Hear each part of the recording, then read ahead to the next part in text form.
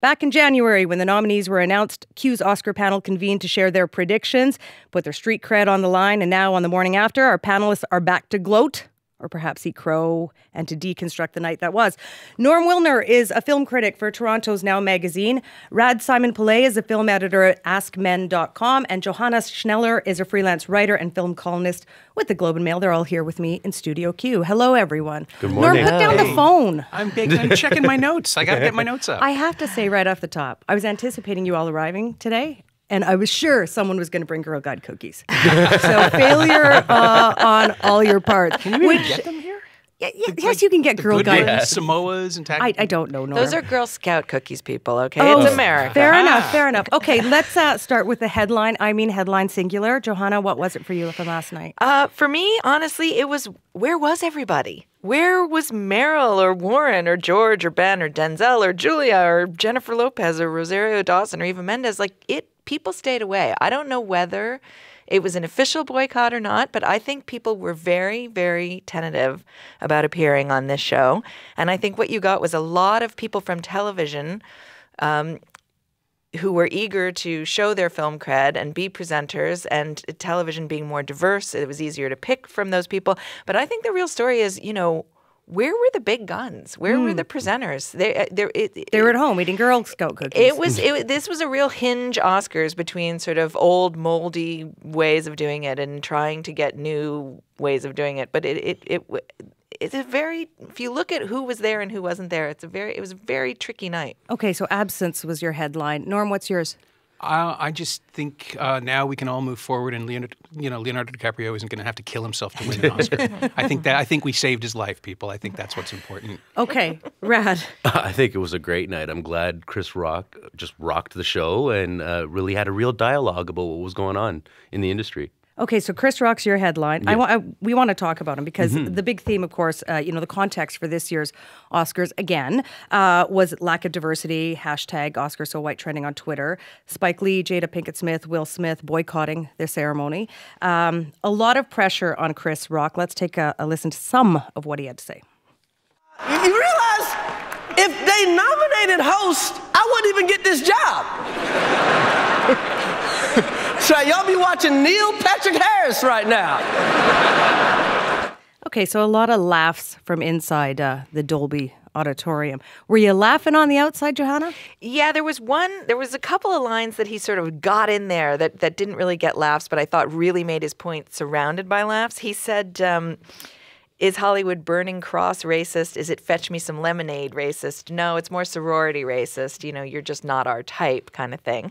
And he also got off one line about the in memoriam is going to be only black people shot by cops on the way to the movies, which also had like a chilling effect in the room. But the rest of it was sort of jokey enough and encouraging enough that I thought he got away with an awful lot, and I thought it was necessary. It wasn't just the opening monologue. Almost every time he came back, there was some tip of the hat, if I can put it that way, to the lack of diversity. Norm, did it work for you? It worked for me, yeah. I mean, I figured, and I had been saying this for weeks, that just the structure of the awards ceremony is that you never get more than 15 seconds in the second half of the show to talk about anything because everybody's exhausted and you want to set up the next prize or the next thing.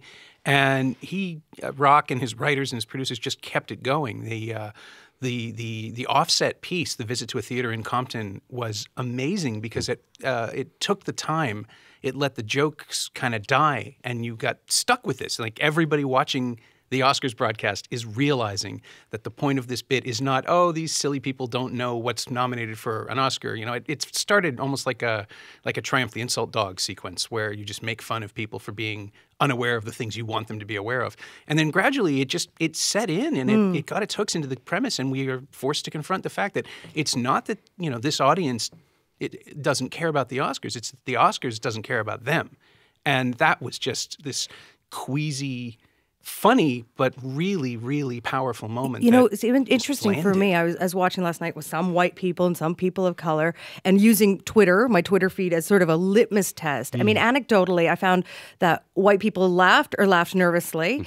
People of color felt conflicted about Chris Rock or didn't like him. And Brad, you said you liked him. And so I'm just wondering, did he, by sort of going on about the lack of diversity, really raise the issue to the level that it needs to be raised, or what was this for you? I think he did it on so many levels. Like, first of all, it wasn't just jokes. There was points where he was just like, let's have a serious talk about this. What is going on in this industry? And he's the perfect guy because he wrote this blistering essay on diversity so many years ago for The Hollywood Reporter.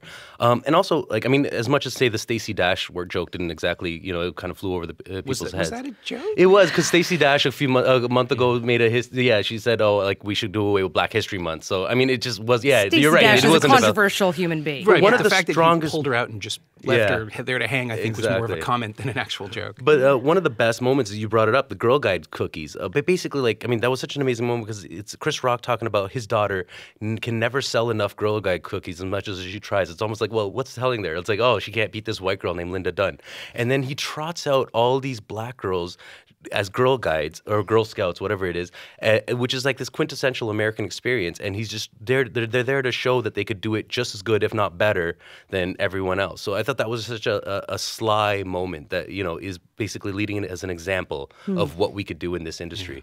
Okay. I actually have to say that I missed that completely. I just thought, they're trying to do the selfie thing. They're trying to find another way to be popular. Oh, no, yeah. That was my it is first the reaction. quintessential to have those little Girl Scouts out there be all Girl Scouts of color. I thought it was a very powerful thing. I don't know that it's good that I didn't even notice the racial element. But that is good, right? Because it's leading by example, and it's like, it doesn't have to be controversial. We could just do this. Yeah. Interesting. Okay, let's get into the statues. As I said, rarely a surprise ending in Hollywood. We got one last night with Spotlight taking home a Best Picture. Surprising many, I think, not because a lot of people didn't think it should win, but because they didn't think it would win. Yeah. Norm and Rad, props to both of you. Last month when you were here, you said, hey, Spotlight Best Picture is going to win. So, and when it won last night, Norm, on Twitter, I think you wrote like, wow, like 114 times. After The Revenant took cinematography and actor and director, especially director, I was sure that after last year where the Academy fell for Birdman, they would fall for The Revenant, that they would buy into it again. And we got lucky, people. Yeah, you thought it should win, so you got your I think your Spotlight is terrific. I didn't think it would win. I mean, I think when you said that we'd predicted it, it's like, that can't be right. I had just spent so much time buying into the larger narrative that it wouldn't win because it didn't get as many nominations and because it was, as we kept hearing, a middle-of-the-road picture, which is unfair. It's not. It's an incredibly precise, specific piece of drama that people think is conventional because it's people in shirt sleeves sitting around rooms a lot. But it's about so much more than that. It's about, the death of print media and the shift in the world and the way a city rallies around the thing they shouldn't rally around when they think something bad might be happening, and the Catholic Church and the Archdiocese, all of it. And it wins because, people watched the DVD. People actually found it and saw it. And journalists are feeling very warm and fuzzy today, aren't we? Why is this another day of life? Yeah, Johanna, you didn't pick Spotlight to be the best movie. I didn't think you it picked would The Revenant. win. I did not think Spotlight would win, but it was actually my favorite movie last year for all those reasons that Norm said. And I thought what it really, as the Oscars rolled on last night, what you really saw was people used this as an opportunity to talk about their causes, whatever their causes were. And Spotlight has a very, very legitimate and important cause, not just keeping journalism alive, but also, the survivors of abuse. And that was also the theme in Lady Gaga's song. And so it started with racial diversity, and it ended up being a kind of forum where people could discuss what was going on in America, which when was the last time that happened in the Oscars? We're not talking about the Lady Gaga song because Norm didn't like it, and I'm refusing to have this conversation with him. We're leaving it there. Norm. Lady Gaga about acted everything it. else. Okay, let's talk about Best Director. Hard category, right? You guys the guys hit the table, bet on George Miller for Mad Max Fury Road. Johanna, you were torn between Tom McCarthy, Spotlight, and George Miller. And in the end of the day, Alejandro Inarritu won, again, second year in a row, this time for The Revenant. Okay, Johanna, what ultimately gave him the edge over the other great, all men, directors, Tom McCarthy, George Miller, Adam McKay, Lenny Abramson? Well, I think Leo was out there working his little tiny butt off to make sure that everybody knew the conditions under which they made that film. And it's sort of ironic because most people would say the conditions under which they made that film were illegal and dangerous for the actors and the crew. Nevertheless, it was one of those globe-trotting, exhausting kinds of things.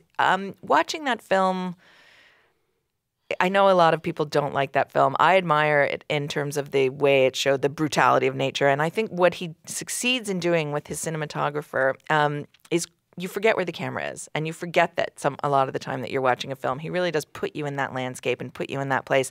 And I think people in Hollywood sort of get how hard that is. Sorry, I'm going to disagree with that completely. Okay. Because you the thing literally is, choking on your own rage? Yeah, no, because I never forgot where the camera was. Because the fact is, they're showing off with the camera so much that it's often getting in the way of the story. Like I remember there's a opening action sequence where to do these long takes and these exceptionally choreographed takes, where they're trying to pull this off, but they're not keeping up with the action. So it's like this is your ego getting in the way of telling this story. So and the reason, I mean, in terms of Iñárritu winning, the only reason they won is because they kept beating their own drums. Like, you know, they're like, oh, look at how hard it was. You know, George Miller had a hard time too. You just don't hear them talking about it. They had to deal with sandstorms and just you know, like that production was delayed heavily over and over again. But I mean, and the thing is, that's probably why I was never swayed that Revenant would win Best Picture, because when it did win Best Director, it's like, well, because they're trumpeting it, like they keep selling that story, and people bought that story, but that doesn't necessarily mean people are going to be convinced that it's a good movie. So, Norm, this is what you said about The Revenant. I'm quoting you here. I You said a lot yeah, about but The here's perhaps the golden quote of what you said. The Revenant was, quote, a 2.5-hour act of masturbation in which Leonardo DiCaprio makes cold faces. Now, is that a run at Leo, or is that a run at the director? Oh, it's about Iñárritu. I mean, DiCaprio gives the performance that he was asked to give. He commits to everything, and again, that's why I joked that, you know, he can get on with his life now because he finally won the Oscar. He would have. Iñárritu, I think, will kill someone. It won't be intentional. It'll be a set accident. But he creates these circumstances. That's knock on wood, everybody out there. Oh, I hope it doesn't happen. But he creates these circumstances where the unnecessary challenge of a scene forces people into ridiculous. Leonardo DiCaprio is a vegetarian. He ate raw liver. He didn't have to. But he did. That's why he got the Oscar, Norm. That's my point. There were no vegetarians in the wilderness. Yeah, exactly. Everything Iñárritu does. I look at The Revenant. I looked even at the clips, and I imagine, you know, Werner Herzog would have done an incredible job of this movie. He would have made it 2 hours long. It would have been better, and no one would have suffered quite so much. They could pretend to suffer. You know, you look at Iñárritu's speech, and I hear, you know, Herzog talking about the blank cruelty of nature in his eyes. Well, let's stick with Leo. You know, his speech also, I think probably a lot of people were applauding, a lot of people were groaning, and there were moments of each for a lot of people. He thanked just about everyone. He's Martin Scorsese, but he thanked everyone who helped him grow up, except for Growing Pains, to help him finally win Best Actor. Johanna, was he the right guy to win? Yeah, I mean, they stood up for Leo. People like Leo. He's a great actor. I think a lot of people think he should have won for Wolf of Wall Street.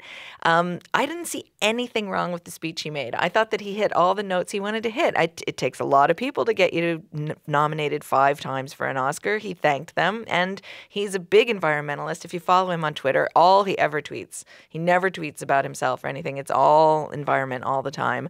And I think it would have been out of character for him not to mention it. He had a perfect segue in that they had to chase the snow for that movie all over the world. And it's a pretty important issue, global warming. And I always think if you have, you know, 1 billion people watching, you might as well say something. So where are you on? Well, no, my only problem with I think Leo's speech is fine. I mean, I'm glad is he the used win it as, fine for him? Yeah, absolutely. I mean, like I think there's better performances. But this year wasn't a strong year for male performances, so I don't mind him getting it this year. And I'm glad he used it as a platform to, you know, to once again, expectedly trumpet his cause. I'm a little iffy about this whole like we had to chase snow in South America, because you guys, the production was delayed because of Iñárritu's, you know, constant like, oh, let's do it this way, to do it this way. You went into spring. You're not supposed to have snow in Canada in spring, so of course you had to go down to Argentina in the summer to shoot and find snow. Like, I mean, again, I don't want to like, you know, discredit the climate change cause, but you know, let's take a step back and look at what you guys are talking about. You're blaming Iñárritu for climate change, aren't you? I will take that hit. But no, this is exactly what I was saying. I mean, he creates this stricture about how you can only shoot in natural light, so we're only going to shoot for 83 minutes a day, which is crap. I mean, then he goes in and digitally grades in color times and pretends he shot it in natural. None of this stuff is necessary to capture the ecstatic truth of someone being thrown around by a bear and crawling yet, around 2 in years moss. in a row, he wins Best Director. But that's, again, the Academy often confuses best directing with most directing. Same with acting. They just fall for this. Okay, let us talk about the Best Actress category. So, Norman Rad, you said you wanted to see Charlotte Rampling take this award. I don't know if... Did I say that? Listen, I'm on Team Larson. Okay, all right. Well, let's talk about... Everyone thought Brie Larson would win this. She did, of course. What gave her the edge over the other actresses in this category? I think that everybody sort of knows that it's difficult to act with a kid, especially a young kid. And I think everybody recognized the fact that Tremblay's performance was incredible, partly because Brie took the time to help him make it be incredible. And without her spending a lot of time with him, they wouldn't have had that bond. They wouldn't have done what they did. I remember interviewing the director at the time the movie was at TIFF, and he said, she was capable of sort of giving him the gentlest little bits of direction because they realized it was easier for her to do it than for a lot of people to sort of step in and try to control him. She would just make little suggestions and no, you ready to go, Jacob? And then she would go into her own performance seamlessly, which is not easy to do. And so the generosity of it, I think a lot of people responded to that. Well, I think, for me, I just think it was the most wrenching performance because of by dint of what the character is, what the situation is. And it is like a show of just these two people. So I knew people were going to respond to that because if you look at the other performances, there was more ensemble pieces and it wasn't just the focus on them. Also, I mean, in terms of the generosity with Jacob, you see how that continues even on the red carpet. She's still like this motherly figure to him. So, I mean, a lot of people were going to keep connecting to that, just seeing it on the road show. Yeah, it was sweet when she turned around and high-fived him when she won. Brie Larson also talked about TIFF and the Toronto International Film Festival and showing the movie in that.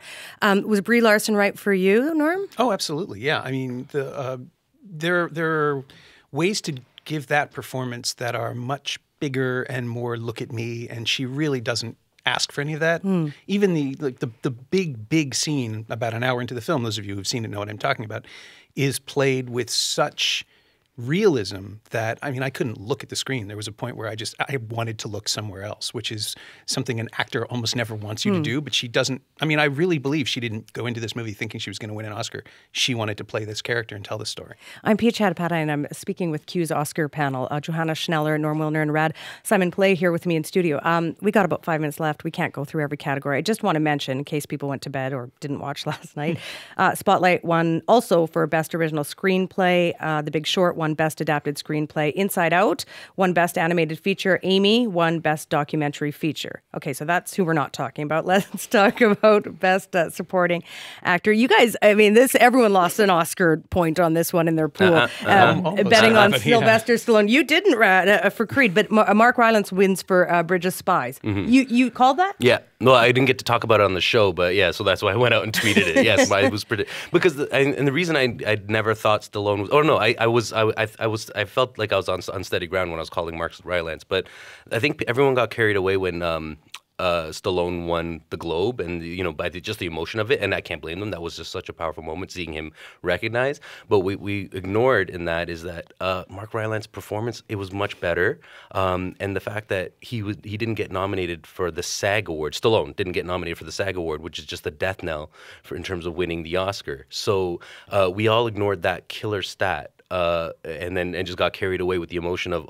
when he won at the Globes and when he won at the Critics' Choice Awards, both of which are prizes that are not awarded by the industry, while the Oscar is awarded by the industry. So I just don't think that the Oscars were going to pull for him in the same way that we were. Johanna, was Mark Rylance the right win in that category? Yeah, I mean, Norm talking about the most acting. It's great for me to see Mark Rylance win because he kind of does the least acting. He really. You just almost never see him do anything, and yet he's riveting to watch. And that performance was all about sort of stillness and absence. A person who has learned to be able to disappear in plain sight. He's a spy. He spent his life disappearing in plain sight. And for an actor to actually act it that way is pretty incredible because, as you said, they're usually way too interested in showing off. Okay, let's talk about Best Supporting Actress. Rad, you bet on Kate Winslet. Just to remind you guys who you voted for Steve Jobs. Johanna, you didn't count out Jennifer Jason Leigh in The Hateful Eight, but you thought it was wide open. Norm, you put your money on Alicia Vikander for the Danish girl. She won. Yep. You're feeling proud. Called it. No, I mean, should she have won? Why should she have won? I don't know that. Yes. I mean, certainly I enjoyed her performance more than I enjoyed Eddie Redmayne's performance in that film. He's just tipped over into complete roboticized unwatchability. And it's amazing that she actually plays a robot in another movie this year and is more human than Eddie Redmayne has ever appeared to me. This is her year. This is the thing that Oscars do. The Academy, especially for supporting actors, they love the ingenue and they love the meteoric rise story. And Vikander started the year with Ex Machina at Sundance, I think, which opened in the spring. And then had The Man from U.N.C.L.E., where everyone loved her in it. And she is great in that, even though she's only kind of a small presence. And then she has this big thing come out at the end of the year, and she is easily the best thing in it. That was the story. It was her year. Before we go, I have to mention, we did have a Canadian win. Pakistani Canadian filmmaker Sharmeen Obaid-Chinoy won her second Oscar last night. A Girl in the River, The Price of Forgiveness, in the Best Short Documentary category. Okay, so we have talked a lot about the Oscars this year, not that we don't every year, but there seems to be this larger context, maybe a growing context. So before we go, Johanna, what are we supposed to take away? What's the lesson we should all learn from this year's Oscars beyond people winning statues? I think as somebody tweeted, it was the first year that anybody actually paid attention to the speech by the president of the Academy, because the president of the Academy, Cheryl Boone Isaacs, is a black woman who has come out and said, we need more diversity in the Academy, and I am going to double the number of people of color, and I'm going to double the number of women. But a lot of us are at home scratching our heads thinking, like, is that doubling it from 4 to 8? Yeah. Like, what is that number? And I think that you can use the Oscars as a symbol of everything that's wrong. But I think obviously what's wrong has to be dialed way, way back, even before the greenlighting process, as to, who's saying yes to these movies and why they're saying yes to them. And if the Oscars succeeds in getting people to think about that and keep that going and make it real, then it will have done something. Rad. Well, I think it's great that it wasn't just Chris Rock and Cheryl Boone Isaacs that made that discussed the problem. Kevin Hart came out. I think some of the winners made comments about diversity. So it shows that. There was a point where Chris Rock said, why this year? Why are we talking about it this year? Well, it's like, I think people are fed up, and I'm glad that everyone acknowledged that, and everyone is now coming out and being forced to have like a statement of intent, how we are going to change. We're going to do everything we can to fix this. We shall see. Thank you to all three of you. See you again next year. Thank you. Thanks for having us.